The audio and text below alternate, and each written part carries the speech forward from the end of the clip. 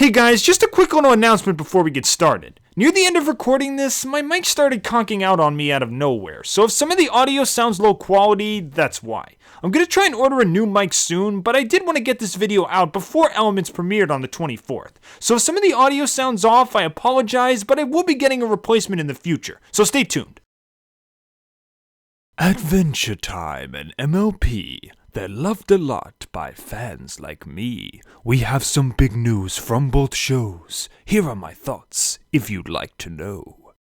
So both Adventure Time and MLP have given us some interesting reveals on their new upcoming projects, with MLP having their first non-Equestria Girls feature film, and Adventure Time having their supposedly final multi-part miniseries known as Elements. As I'm excited for both of these events, I thought it would be interesting to look at what we have so far and do a bit of analysis as to what we might be seeing in the future. So, let's get started.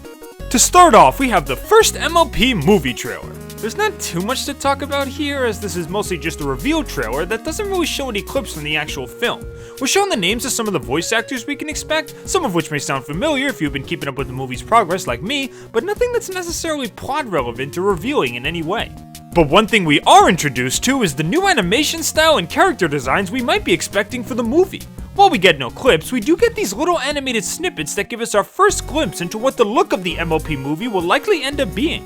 I'll admit it might take a little bit of getting used to for me, since I've watched 6 seasons of the characters looking like this, and now apparently they're gonna start looking like this, but I'm not gonna try to put down the animation or anything. If anything, the shift from Flash animation software to Toon Boom animation software has helped the characters become more expressive and animated than they ever have before, and it really makes me curious as to what the actual film will look like. So I'd say it's a pretty good package overall.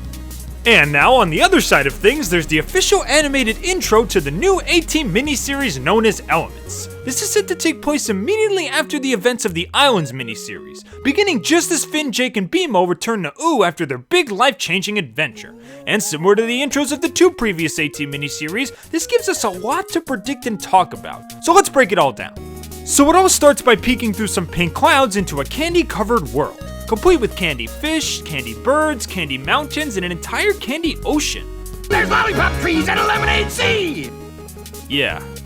Anyway, it's pretty clear that this is way different from the Candy Kingdom we all know and love, as that was just a small area of Oo, while this looks like it takes up a much bigger territory, complete with body of water and mountains. So it's pretty clear that a large part of Oo is going to be candified in this arc. I'm not sure if it's going to be by Bubblegum's hand, but it is likely since she has been working to perfect her candy powers.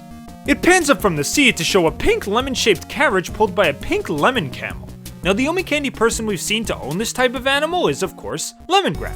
So maybe Lemongrab turned pink as a result of the land becoming candified? Maybe there'll be a whole new breed of pink Lemongrabs on the rise? Maybe their vital juices will be pink lemonade. Wouldn't that be something? Anyway, from seeing this, it's pretty likely that some kind of Lemongrab will appear in this arc, whether it be the one we all know and love, or maybe a completely different breed. Then it cuts to probably the most interesting part of the intro, where we see Cinnamon Bun riding a flame wolf all by himself. Flame Princess is nowhere to be seen with him, nor is she anywhere in this intro. Considering how concerned he looks in his brief appearance, it's a possibility that maybe she's gone missing and he's searching for her. Considering we see candy, slime, and ice territories, but no flame territory in this intro, could it be that Flame Princess was defeated in some kind of battle, and the Flame Kingdom was destroyed, meaning all the flame people had to disperse? That might be kind of a stretch, as just because we see no Flame Kingdom doesn't mean it's completely gone. But it is true that these miniseries intros usually do a pretty good job of setting the scene for what's to come, so it is possible that the Flame Kingdom is no more. Either way though, I am interested to see what role Cinnamon Bun plays in this story, and what became of Flame Princess and her people.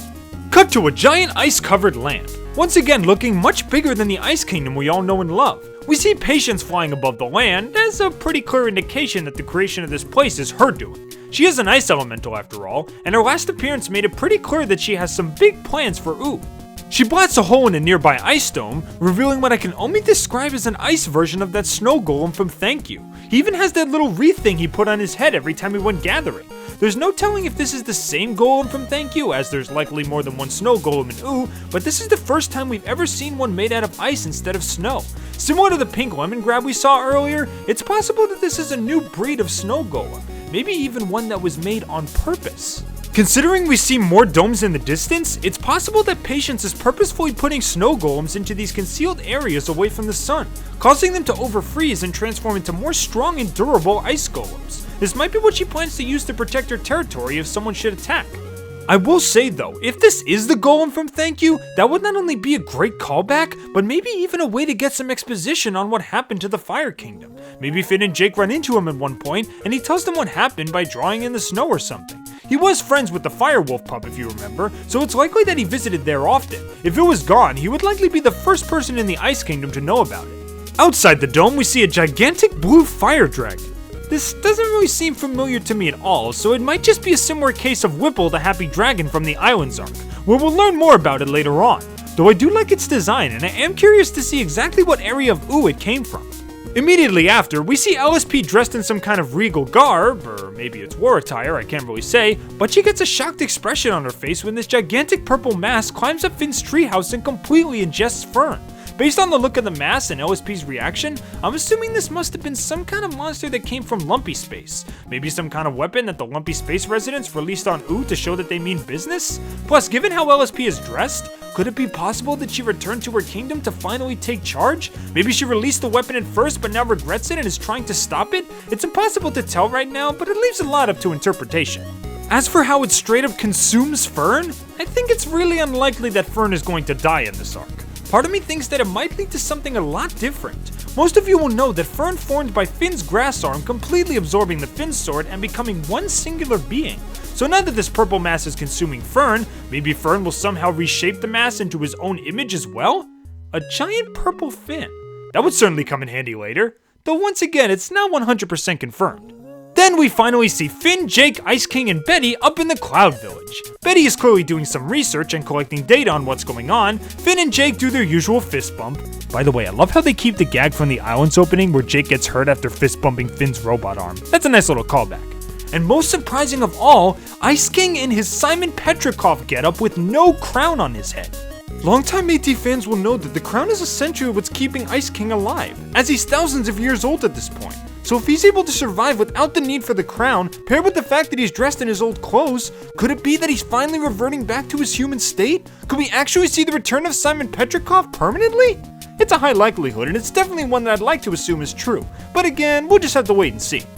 Then we get the normal theme song segment sung by Princess Bubblegum this time, as we see things such as Finn and Jake exploring the ice territory, Simon and Betty flying over what I assume is the slime territory, and it all ends with PB saying, "Who knows how it will end," and then the AT title getting crossed with an ice sword.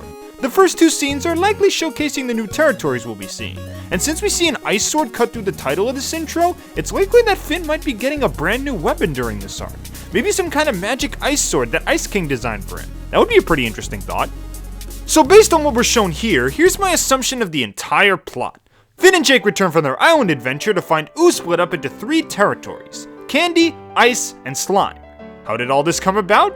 Because of Patience. After failing to get Flame Princess, Slime Princess, and PB to join her in Elemental, Patience decided that if they won't accept an alliance, then they'll fall to her dominance. So she kicks Ice King out of his kingdom and initiates war on the 3 princesses that dared oppose her.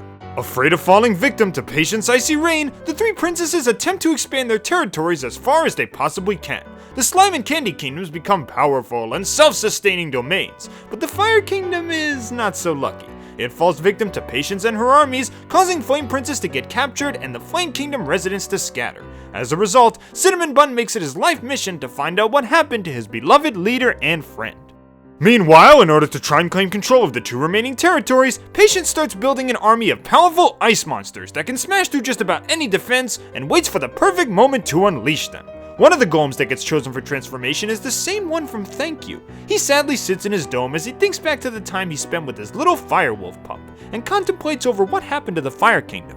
As for LSP, with Ooo completely divided and no place for her to go, she returns to Lumpy Space. Wanting the old Ooo and all her old friends back, LSP reclaims the Lumpy throne and fully embraces her princess title, even dressing in royal attire. She tries to come up with a way to end the war for good, and decides to unleash a fearsome Lumpy plague upon each of the 3 kingdoms that will cause them to cease fire and stop fighting.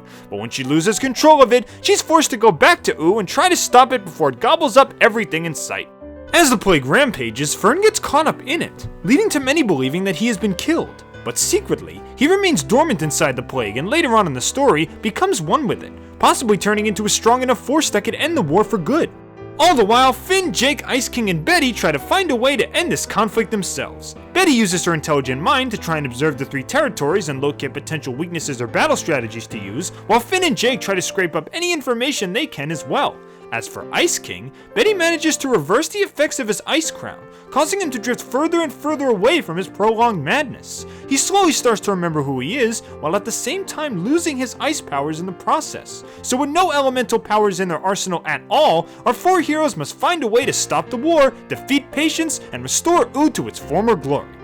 Again, this is just an assumption based on what we've seen, but I'd be interested to hear what you guys think about these 2 reveals. Are you as excited for these 2 events as much as I am? Leave your own thoughts and assumptions in the comments below. And until next time, I'm Finn the Pony, and I hope to see you all real soon.